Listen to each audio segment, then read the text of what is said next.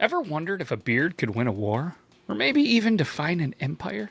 Spoiler alert! It already has. Today, we're not talking about trendy hipster beards or your cousin Dave's patchy attempt at facial hair.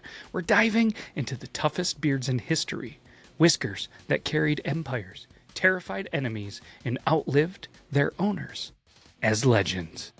So grab your beard oil, or if you're follically challenged, just sit back and live vicariously, because this is the toughest beards of history unveiled. Let's start where civilization itself started, Mesopotamia. The kings of Assyria and Babylon didn't just wear beards, they sculpted them. We are talking hours of braiding, oiling, curling, and in some cases, weaving gold threads right into the whiskers. Their beards, they weren't facial hair, they were billboards. I mean, picture this. You're a poor farmer, you're dragged into the palace, and you're standing in front of a king. The king has a 3-foot long beard that is perfectly oiled. Beard is just gleaming with jewels. You'd probably bow before he even said a word. Those beards, they screamed power before a single decree was issued. Now fast forward a little bit to ancient Egypt. Pharaohs, they actually wore false beards made of gold to symbolize divine authority.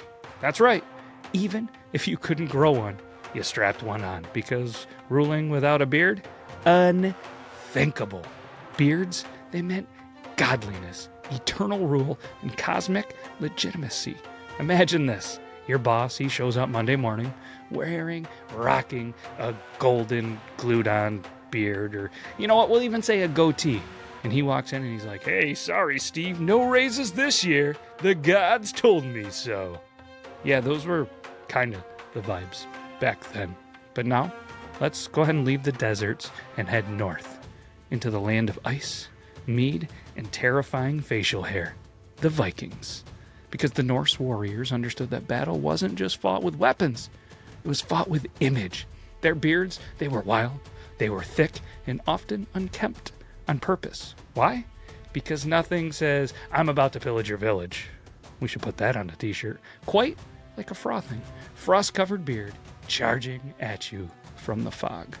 We don't have selfies of Ragnar, but sagas describe him and other Viking leaders with beards that look like they had been forged in Valhalla itself. Long, braided, sometimes adorned with bone or metal rings. These weren't just styles, they were psychological warfare. And think about it.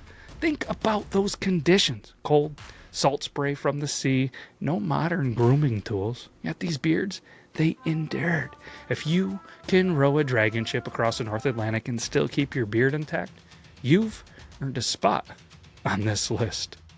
But not every tough beard belonged to a king or even a warrior. Some, they belonged to rebels, men who used their whiskers as symbols of defiance. Let's take Abraham Lincoln. All right, that story goes that an 11-year-old girl named Grace wrote him a little bit of a letter suggesting he grow a beard because, quote, "all the ladies like whiskers, and they would tease their husbands to vote for you." Lincoln takes the advice, grows the iconic chin curtain, and boom, history has changed. His beard wasn't just style, it became part of the identity of America during its most divided time. Imagine the Emancipation Proclamation without that beard. It just doesn't hit the same, right? Then there's Rasputin, Russia's mad monk. His beard was wild, wiry, untamed, and it matched his reputation.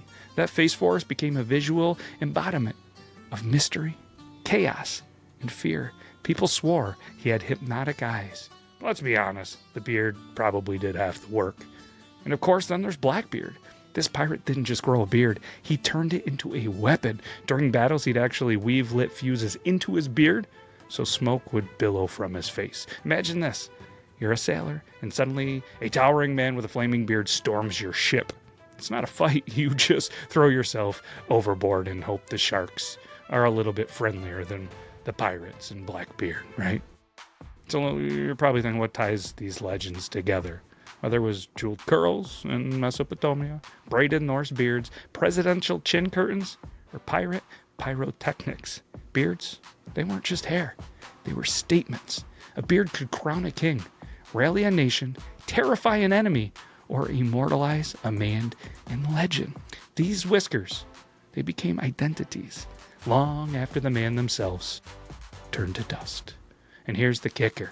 History repeats itself. Every time you see a modern icon rocking a beard, athletes, musicians, leaders, it's the same playbook. The beard says, I'm not just here to exist. I'm here to be remembered. So Beard Nation, what do we learn today? That the toughest beards of history weren't about fashion trends or grooming tips. They were armor. They were symbols. They were weapons. Now it's your turn. Drop in the comments which historical beard you think deserves the title of the toughest. Was it the Jeweled Kings, the Wild Vikings, or Blackbeard's literal fire hazard? I mean, let's be honest. They're all pretty wild in their own little way. We can't thank you enough. If you enjoyed this, please let me know, and we'll continue to do more of this. This is a lot of fun. There's a lot of other shows on the network. If you do like this, go check out Beardtory. That's a lot like we do here. Beard history. It's a little bit different, obviously, but I just wanted to throw this out there, and if I think of it, there'll be playlists here and there, and you can find it. This isn't your first time on YouTube, right? But either way, just remember this. I want you to keep those whiskers wild. I want you to keep your legends legendary. That's all we got. We'll see you next time. Take care, everybody.